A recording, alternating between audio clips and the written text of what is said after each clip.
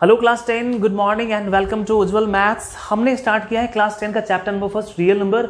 और real number का जो पहला और मोस्ट इंपॉर्टेंट टॉपिक है वो है यूक्लिड डिवीजन लेमा।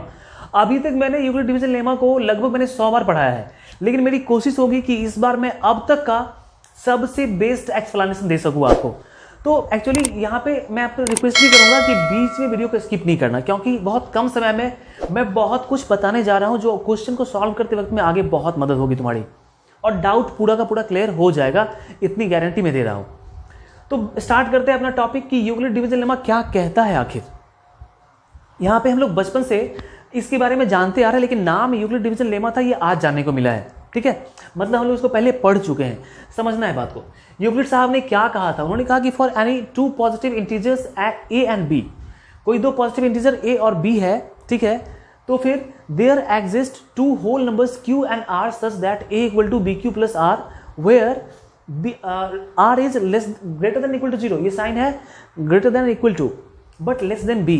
अब ये क्या लिखा हुआ ऐसे समझ में नहीं आएगा, मेरे को पता है, मैं समझा रहा हूं, आप एक एक वर्ड समझ जाओगे। ठीक है, सिंपली ये जो लिखा हुआ है पहले इसको ब्रेक करते हैं। ये देखो, ये दो सेंटेंस में ही पूरा का पूरा कंसेप्ट है, सिर्फ यही दो सेंटेंस में, और इसी को मैं एक्सप्लेन कर दूंगा, पूरा डाउट क्लियर होगा। पहले एक छोटा सा मैं एग्जांपल ले रहा हूं। देखो, अगर मैं आपसे कहूं कि अगर मैं 5 को 3 से डिवाइड करना है मेरे को, तो कैसे डिवाइड करेंगे? तो 3 से 1 टाइम लगाएंगे 3, और सब्ट्रैक्ट होके क्या बचेगा? 2 बचेगा। तो मैं यहां पे कह सकता हूं कि ये जो 3 है ना, एक्चुअली ये तो डिवीजर है। ये जो 5 है इसको हम लोग डिविडेंड कहते हैं। ये जो 1 है ना, इसको हम लोग कोसेंट कहते हैं। और ये जो 2 है ना, हम लोग इसको रिमाइंडर कहते हैं। तो हम लोग क्या पढ़ते आ रहे हैं कि dividend equal to division into quotient plus remainder, ये पढ़ते आ रहे हैं। कहने का मतलब कि 5 इक्वल टू 3 इंटू 1 प्लस 2। ठीक है, ये सेंटेंस जैसा आपको लग रहा है, ये जो लिखा हुआ ना एक्सप्रेशन, वैसा ही ये देखने में लग रहा है। तो इस पे बात करते हैं कि आखिर ये क्या कहना चाह रहे हैं साहब, हमारे यूक्लिड साहब। इन्होंने कहा for any two positive integers A and B. Positive integer मतलब क्या होता है? नेचुरल नंबर होता है। तो मैं बात करता हूं, ऐसा ही कुछ लिख रहा हूं, ए और बी पॉजिटिव इंटीजर्स हैं, तो मैंने ए को लिखा और फिर मैंने यहां पे बी को लिखा। मैं ए में बी से डिवाइड करने जा रहा हूं। तो उन्होंने कहा कि ए और बी के लिए there exist two whole numbers Q and R. तो ए और बी के लिए दो होल नंबर क्यू और आर ऐसे होंगे जो इस कंडीशन को सेटिस्फाई करेंगे। तो होल नंबर कौन कौन सा? मैं मान लेता हूं कि यहां पे कोसेंट क्यू आ गया, यहां पे Q स्टैंड्स फॉर कोसेंट, और डिवाइड करने के बाद यहां पे मे बी बी क्यू बचा, या जो भी लिख दो आप, ब्लैंक भी रहने दो, कोई बात नहीं है। मैंने इसको मल्टीप्लाई किया, समथिंग आया, सब्ट्रैक्ट होने के बाद यहां बचा रिमाइंडर, दैट्स ऑल। ठीक है, तो अब मैं इसी एक्सप्रेशन की तरह लिख सकता हूं कि ये डिविडेंड हो गया, ये डिविजर, ये कोसेंट और ये रिमाइंडर। तो मैं यहां पे लिख सकता हूं कि A equal to B Q plus R. तो ये एक्सप्रेशन तो बिल्कुल ये वाला एक्सप्रेशन है, लेकिन ये क्या लिखा हुआ है कि r is greater than equal to 0 बस लेस देन b। तो एक बात समझो, b एक्चुअली क्या है? b डिवीजर है, और r क्या है? r रिमाइंडर है। तो यहां पे ये कहना चाहता है कि रिमाइंडर, जब भी हम किसी नंबर को कोई नंबर b से डिवाइड करते हैं, b कोई नंबर हो सकता है, तो रिमाइंडर हमेशा b से छोटा आएगा। मतलब किसी नंबर को अगर मैं 5 से डिवाइड करूं तो रिमाइंडर हमेशा 5 से छोटा आएगा। मैं इसके लिए एक्सप्लेन भी करूंगा, उसको समझ लेना। लेकिन यहाँ पे रिमाइंडर 0 के बराबर भी हो सकता है, 0 से बड़ा भी हो सकता है, बिल्कुल सही लिखा हुआ है वो, चेक करते हैं। बस हम यही लेते हैं एग्जाम्पल में कि अगर मैं 3 से 6 को डिवाइड कर दूँ तो 3 2 जा 6, रिमाइंडर बिकम्स 0। ठीक है, ओके। फिर मैं 3 से 7 को डिवाइड कर दूं, 3 2 जा 6, रिमाइंडर 1। फिर मैं 3 से 8 को डिवाइड कर दूं, 3 2 जा 6, रिमाइंडर 2। फिर मैं 3 से 9 को डिवाइड कर दूं, 3 3 जा 9, रिमाइंडर 0। मैं बार बार देख रहा हूं कि रिमाइंडर वही आ रहा है, रिपीट हो रहा है बार बार। कौन कौन सा? यहाँ पे रिमाइंडर 2 था, यहाँ पे 0 आ गया, यहाँ पे 1 आ गया, फिर 2 आ गया, फिर 0 आ गया। मतलब मैं क्या देख रहा हूं कि रिमाइंडर हमेशा क्या आ रहा है? या तो 0, नहीं तो 1, नहीं तो 2। मैंने नोटिस किया कि ओके, जब मैंने इसको 3 से डिवाइड किया तो मेरे पास जो रिमाइंडर्स आ रहे हैं, वो जो रिमाइंडर है वो या तो 0 आया 3 से डिवाइड करने पे, या फिर 1 आया, 1 भी आया हुआ यहाँ पे, या फिर 2 आया और फिर लास्ट में 0 ही आ गया, मतलब बार बार अब यही रिपीट होगा। तो देखो एक्चुअली वही लिखा हुआ है यहाँ पे कि मैं किसी नंबर को, not I am talking about 6 7 8 9 10 any, कोई भी नंबर ले लो, किसी भी नंबर को तुम 3 से डिवाइड करोगे तो रिमाइंडर या तो 0 आएगा, नहीं तो 1 आएगा, नहीं तो 2 आएगा, 3 कभी नहीं आएगा। ठीक है, मतलब जिससे डिवाइड कर रहे हैं वो कभी नहीं आ सकता है, उससे कम ही होगा। तो मैं यहाँ पे लिख सकता हूँ कि सही लिखा हुआ है। यहाँ पे रिमाइंडर हमारा जो है ना वो 0 के बराबर भी है। रिमाइंडर डबल यहाँ पे ये दोनों साइन यहाँ पे यूज होगा। रिमाइंडर 0 के बराबर भी है, 0 से बड़ा भी है, लेकिन किससे छोटा है? 3 से छोटा है। तो वही बात यहाँ पे 3, यहाँ पे हमने b लिखा और यहाँ पे हमने 3 लिखा, तो बस 3 को हटा के यहाँ पे b कर दो, बस यही बातें आ जाएंगे। सो यही लिखा हुआ है कि रिमाइंडर जो होगा वो 0 से बड़ा या 0 के बराबर भी होगा, लेकिन मैं यहाँ से b पे डिवाइड कर रहा हूँ तो b से हमेशा ही छोटा होगा। That is the explanation. यही छोटी सी बात लिखी हुई थी। ठीक है, तो यही था हमारे पास में। अब जानते हैं कि इसका क्या यूजेस क्या है और क्यों हम लोग पढ़ रहे हैं इसको, आखिर यहाँ से क्या सब बातें सामने आने वाली है। तो यहाँ से पहली बात तो तुम्हारे सामने आ गई कि अगर कोई अब तुमसे पूछे कि मैं किसी नंबर को 4 से डिवाइड करूंगा तो रिमाइंडर क्या सब आएगा, तो मैं आंख बंद करके कह सकता हूं कि आप किसी भी नंबर को 4 से डिवाइड कर लो, किसी नंबर मतलब पॉजिटिव इंटीजर्स को, तो 4 से डिवाइड करने पे रिमाइंडर या तो 0 आएगा, 1 आएगा, 2 आएगा, 3 आएगा, 4 कभी नहीं आएगा। मतलब जिससे डिवाइड करना है ना उससे छोटा ही आएगा, लेकिन 0 भी आ सकता है, उससे बड़ा भी आ सकता है। तो कोई आपसे कह दे कि मैं 5 से डिवाइड कर रहा हूँ, क्या होगा? तो 5 से डिवाइड करने पे 0 1 2 3 4 तक आएगा, 5 नहीं आएगा। मतलब 5 मतलब किसी नंबर को मैं किसी नंबर से डिवाइड कर रहा हूँ तो मैं रिमाइंडर के बारे में कंफर्म हो जाता हूँ कि अच्छा रिमाइंडर ये आएगा, जिससे डिवाइड कर छोटा ही आएगा। ये बात आप समझ चुके हो। अब देखते हैं कि ये अगर मैं किसी नंबर को मे बी, अभी मैंने नंबर्स ले लिया, अभी मैंने यहाँ पे नंबर लिया है, अगर मैं नंबर नहीं लूँ, ठीक है, अगर मैं यहाँ पे नंबर नहीं लूँ, इसको मिटा दे रहा हूँ मैं, ठीक है, इस साइड में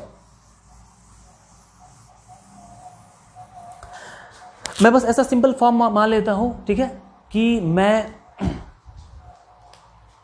अब एक पहले कंसेप्ट सीखते हैं कि क्या बातें आ रही हैं यहां पे।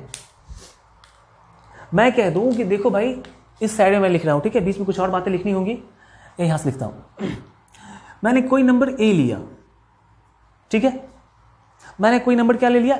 ए ले लिया। अब मैं इस ए को 3 से डिवाइड कर रहा हूं, या मैं 2 से डिवाइड कर लेता हूं, ठीक है,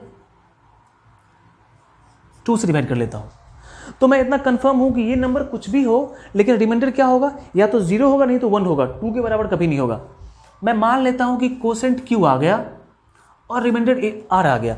अब कोसेंट क्यू होगा इसलिए क्योंकि ए क्या लिया मेरे को पता नहीं है, ठीक है, ए कोई नंबर होता तो मैं डिवाइड कर सकता था, कोई नंबर नहीं है, मैंने मान लिया कि क्यू कोसेंट है और आर रिमाइंडर है। तो यहां से मैं क्या लिख सकता हूं? यहां से मैं फिर से ये एक्सप्रेशन लगा मैं लिख सकता हूं कि a equal to 2q plus R, a equal to 2q plus R. यहां पे मैं एक और बात लिखूंगा कि r जो होगा ना वो 0 से बड़ा या बराबर हो सकता है, लेकिन वो 2 से छोटा होगा। कहने का मतलब r क्या सब हो सकता है? तो यहाँ पे r 0 हो सकता है, 1 हो सकता है, बस 2 ही बातें हो सकती है और कुछ नहीं हो सकता है, 2 ही रिमाइंडर हो सकता है। तो यहाँ पे जो पॉसिबल केसेस बनेंगे, अब ऐसे कौन कौन से नंबर है?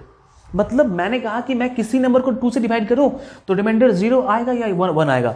तो ऐसे नंबर्स को मैं कैसे रिप्रेजेंट करूंगा? रिप्रेजेंट करने का तरीका सीखते हैं। मैंने कहा कि देखो 2 से डिवाइड करने पे ये कंडीशन आ रहा है, ये कंडीशन, इस पे तो गौर करना। अब इसमें एक आर के बारे में मैं कंफर्म हो रहा हूँ, आर 0 भी हो सकता है, 1 भी हो सकता है। सो यहां से बातें आ जाएंगी, केस 1 की बात आ जाएगी, ठीक है। मैं यहां से लिख रहा हूं केस 1, C1। केस 1 में मैं कहूंगा कि a इक्वल टू 2q, और ये जो r है ना, r 0 भी हो सकता है, 1 भी हो सकता है। तो केस 1 में मैं इसको 0 लेता हूं, कहने का मतलब a इक्वल टू 2q। फिर केस 2 की बात कर रहा हूं, केस 2 में a इक्वल टू 2q। अब मैं रिमाइंडर को 1 ले लेता हूं, तो 1 ले लिया। तो ये 2 पॉसिबल फॉर्मेट्स आए हमारे पास में, ठीक है, ये 2 पॉसिबल फॉर्मेट्स हैं। किसी नंबर a को मैं 2 से डिवाइड करता हूं तो बस यही 2 पॉसिबल फॉर्मेट आता है।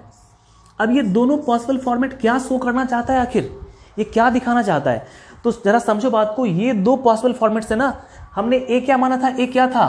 a पॉजिटिव इंटीजर था, ठीक है, a क्या था? Positive integer.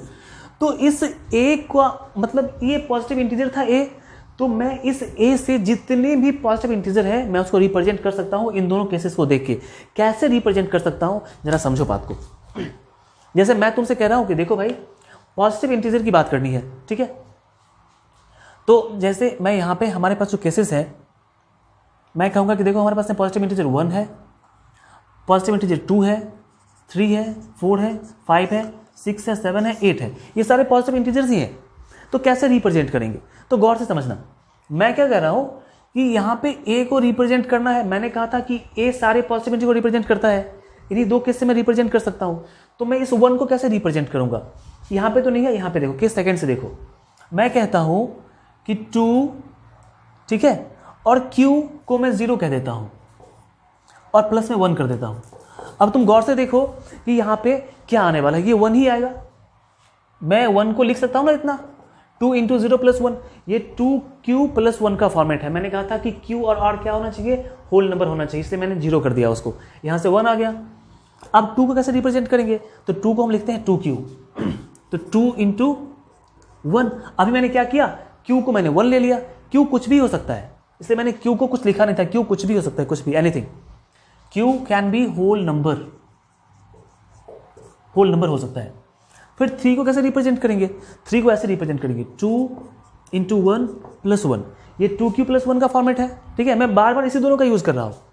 2Q + 1, 3 आ गया। फिर 4 कैसे रिप्रेजेंट करेंगे, तो 4 2Q से रिप्रेजेंट करेंगे, 2 × 2, ये 2Q का फॉर्मेट है। फिर 5 कैसे रिप्रेजेंट करेंगे, तो 2 × 2 + 1, ये 2Q + 1 का फॉर्मेट है, 5 आ रहा है। फिर 6 कैसे रिप्रेजेंट करेंगे, 2 × 3, 2 3 6। फिर 7, 2 3 6 + 1 8, 2 4 8। देखो तो जरा सा, मैं बार बार इन्हीं दोनों केसेस का यूज करके सारे नंबर को रिप्रेजेंट कर रहा हूं और ऐसे सारे नंबर्स को, ठीक है, जितने भी पॉसिबल इंटीजर्स हैं मैं इससे इसको डिनोट कर सकता हूं। अब एक बात बहुत गौर करने वाली बात है, बहुत गौर करने वाली बात है। कोई तुमसे पूछे कि पॉजिटिव इंटीजर जो भी, मतलब नेचुरल नंबर जो भी होते हैं, उनको हम बेसिकली 2 कैटेगरी में बांट सकते हैं, ठीक है। मैं बेसिकली उसको 2 कैटेगरी में बांट सकता हूं, पॉजिटिव इंटीजर्स को। वो 2 कैटेगरी कौन होगा, एक होगा इवन का और एक होगा ऑड का। क्लियर है, यहां तक बात समझ में आ रही है। तो इवन को और ऑड को हम इसमें से कैसे रिप्रेजेंट करेंगे, तो जरा सा गौर से देखना। मैं क्या देख रहा हूं कि जब भी ये कौन सा फॉर्मेट था, देखो मैं इवन को नोटिस कर रहा हूं। मैं किसको नोटिस कर रहा हूं, इवन को। यहां पे 2 है, इवन है, 4 है, इवन है, 6 है, ये भी इवन है, 8 है, ये भी इवन है। मैंने क्या देखा कि जितने भी इवन वाले हैं ना, जितने भी इवन नंबर्स हैं वो 2Q के फॉर्म में आ रहे हैं। 2Q, Q कभी Q बोलो या N बोलो, कुछ भी, Q मतलब क्या है, कोई नंबर ही है ना, तो कोई फर्क नहीं पड़ता। तो जितने भी इवन नंबर्स है ना, 2 4 6 8, ये सारे किस फॉर्म में आ रहे हैं, 2Q के फॉर्म में आ रहे हैं। मतलब जितने भी इवन नंबर्स होते हैं ना, वो 2Q मतलब 2N के फॉर्म में होते हैं। मैं N लिखता हूं जो ज्यादा अच्छा रहेगा, 2N के फॉर्म में होते हैं, ठीक है। और बाकी जो बच गया वो ऑड नंबर्स है। तो ऑड नंबर किस फॉर्म में आ रहा है, 2Q + 1, 2Q + 1, 2Q + 1, 2Q + 1। मतलब जितने भी ऑड नंबर्स है ना, वो हमेशा किस फॉर्म में होते हैं, 2Q + 1 के फॉर्म में होते हैं। तो Q को मैं यहां पे N लिखता हूं, ज्यादा अच्छा लगेगा, 2N + 1। यहां तक मेरे हिसाब से बात को तुम अच्छे से समझ पा रहे होगे कि अब जब भी क्वेश्चन से मुझे रिप्रेजेंट करना होगा इवन नंबर को, ऑड नंबर को, तो मैं हमेशा 2N के फॉर्म में लाकर दिखाऊंगा कि ये इवन है और 2N + 1 के फॉर्म में ऑड है, ठीक है। तो यहां तक आई थिंक डाउट तुम्हारा बहुत ज्यादा क्लियर हुआ होगा। चलो कुछ और बातें करते हैं। तो अपने डाउट को और क्लियर करने के लिए एक छोटा सा एग्जांपल और लेते हैं, ठीक है, एंड फाइनली हमारा डाउट पूरा का पूरा क्लियर हो जाएगा, ठीक है। अभी मैं यहां पे क्या कहता हूं कि देखो कोई नंबर A है, ठीक है, मैं इसको 4 से डिवाइड कर रहा हूं। किससे, 4 से डिवाइड कर रहा हूं, ठीक है। तो यहां पे 4 से मान लेता हूं कि कोसेंट Q आ गया और रिमाइंडर R आ गया। तो यूक्लिड डिवीजन लेमा के हिसाब से हम लोग क्या लिख सकते हैं इसको कि A = 4Q + R, जहां पे R क्या होना चाहिए, 0 से बड़ा या बराबर होना चाहिए, लेकिन 4 से छोटा होना चाहिए।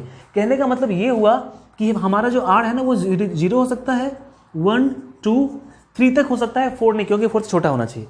तो यहां पे जो पॉसिबल केसेस बनेंगे वो कौन कौन से केसेस बनेंगे, तो यहां पे देखो, यहां जो पॉसिबल केसेस बन रहे हैं वो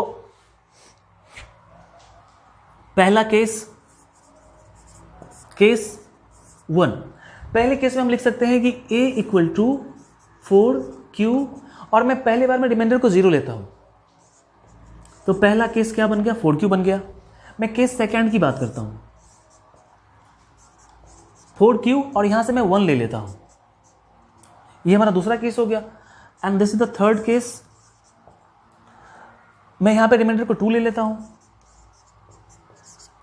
और this is the fourth case,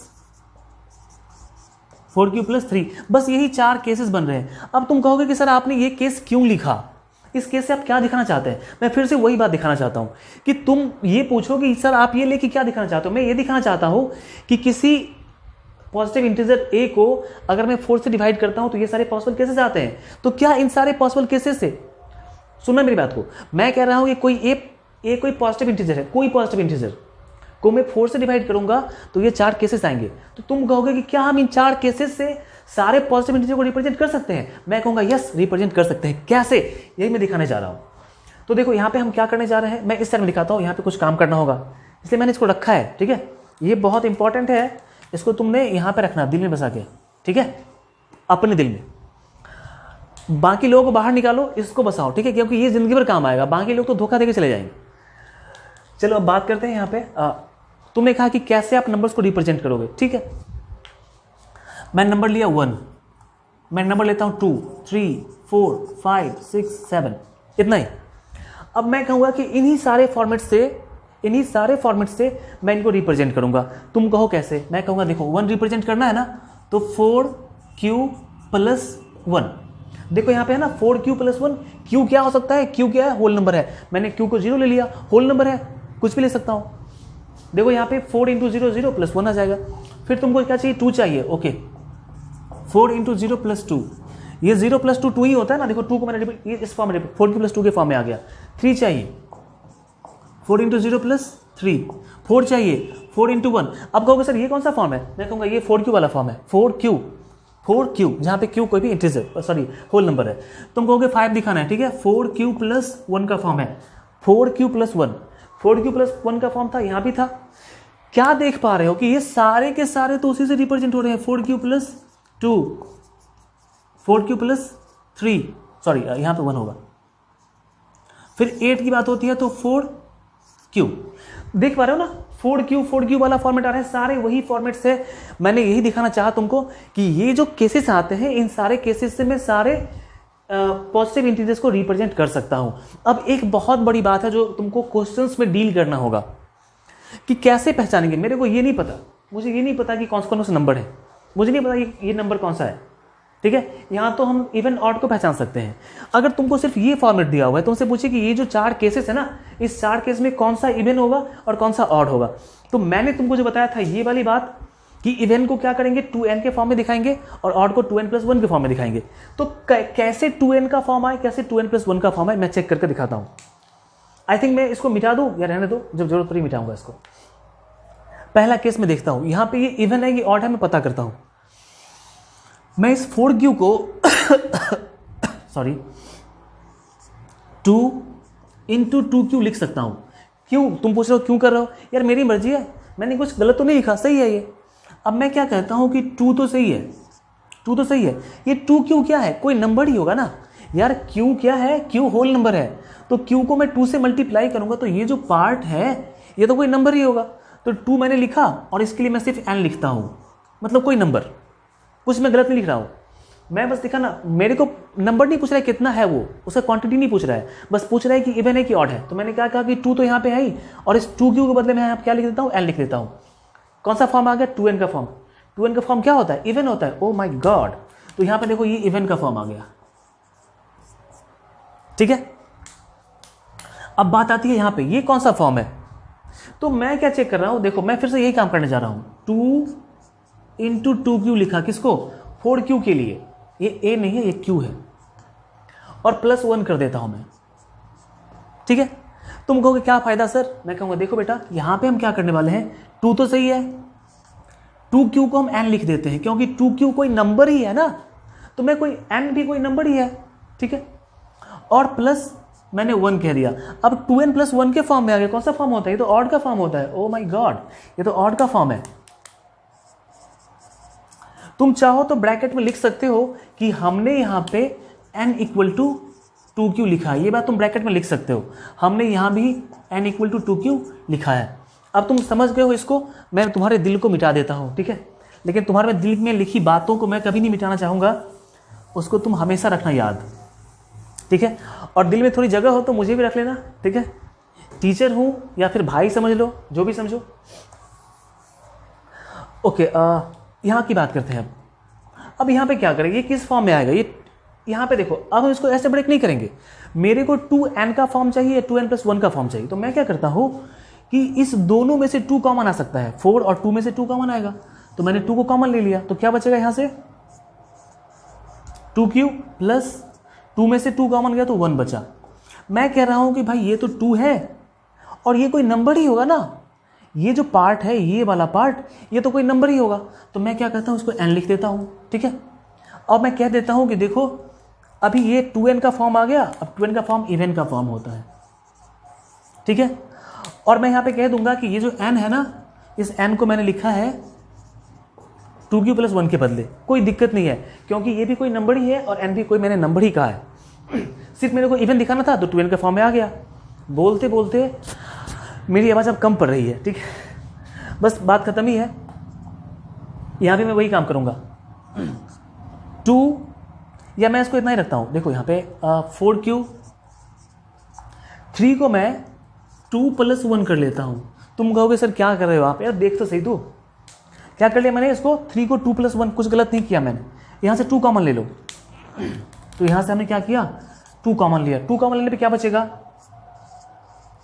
2q + 1, यहाँ से 2 कॉमन लेने पे ये बचेगा, प्लस में 1 है, तो ये किस फॉर्म में आ रहा है, ये आ रहा है तुम्हारा 2, मैं इसको n कह देता हूँ, इस पूरे पार्ट को n कह देता हूँ, यार 2n + 1 का फॉर्म आ गया, 2n + 1 का फॉर्म ऑड होता है, तो ये क्या हो गया, ये तो ऑड हो गया। और मैं यहाँ पे तुम यही बात कह रहे ना कि ये जो n है ना, यहाँ भी हमने क्या किया, इसको n के बराबर माना है, तो तुम बता देना कि ये n के बराबर ही है।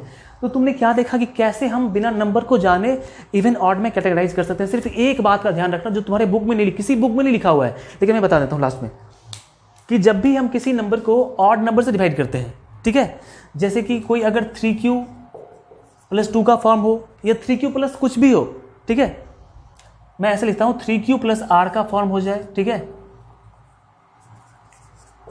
5q + r का फॉर्म हो जाए, ठीक है, या फिर 7q + r का फॉर्म हो जाए, तो ऐसे वाले फॉर्मेट को हम लोग इवन ऑड में कैटेगराइज नहीं कर सकते हैं, याद रखना, ठीक है। इसलिए नहीं कर सकते हैं क्योंकि 3 के टेबल में, यहाँ पे देखो अब खास बात है, 4 के टेबल में हमेशा इवन नंबर ही आता है, 4 × 1 = 4, 4 × 2 = 8, 4 × 3 = 12, तुम पढ़ते जाओ ना, पढ़ने आता है तुमको। 2 के टेबल में हमेशा इवन ही आता है, 6 के टेबल में हमेशा इवन ही आएगा, 8 के टेबल में इवन ही आएगा, लेकिन 3 के टेबल में ना ये बात बदलता रहता है, 3 × 1 = 3 ये ऑड है, 3 × 2 = 6 इवन हो गया, 3 × 3 = 9 ऑड हो गया, 3 × 4 = 12 इवन हो गया। तो इसलिए 5 के टेबल में, मतलब जो ऑड नंबर के टेबल होते हैं ना, उनके टेबल में इवन आता है कि ऑड आता है मुझे पता नहीं होता है। इसलिए इन सारे केसेस से हम लोग इवन एंड ऑड को रिप्रेजेंट नहीं कर सकते हैं। That is the final clue of our Euclid division lemma. So यहाँ पे हमारा टॉपिक आई थिंक खत्म हो रहा है, पूरा का पूरा हमने पढ़ लिया, और आगे इसके जितने भी क्वेश्चन हैं एनसीईआरटी प्लस आरएस के बाद सब करवाऊंगा मैं। बोलते बोलते यार मैं बहुत थक गया हूँ, लेकिन तुमको अच्छा लगा हो ये मेरा कंसेप्ट तो लाइक करके जरूर बताना, मुझे कमेंट में लिखना कि सर कैसा लगा, आप मतलब अच्छा लगा मुझे आपका कंसेप्ट, नहीं लगा तो फिर बताना। एंड फर्स्ट टाइम अगर वीडियो को देख रहे हो तो सब्सक्राइब जरूर करना, क्योंकि इस चैनल को मैंने डेडिकेट किया है क्लास 10 के लिए। सो मिलते हैं फिर नेक्स्ट वीडियो में, तब तक bye and take care, keep watching, keep learning, keep enjoying.